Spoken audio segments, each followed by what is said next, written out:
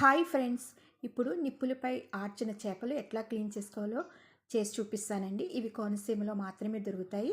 ఇది Konaseema special curry అండి. ఈ కర్రీ కనుక కావాలంటే మా ఛానల్లో చూడండి.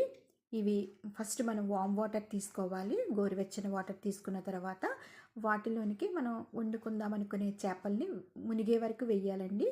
అలా మునిగిన తర్వాత మనం ఆ చేప పైన ఉన్న స్కిన్ చాలా ఈజీగా వచ్చేస్తుందండి, నేను వలుస్తున్నట్టు.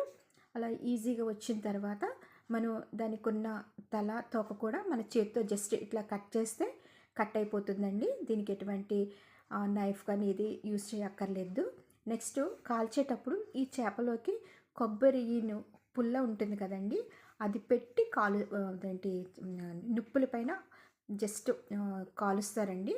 ఇలా మనం క్లీన్ చేసుకున్న తర్వాత మనం స్లోగా దానిలో ఉన్న కొబ్బరి పుల్ల తీసివేయాలి.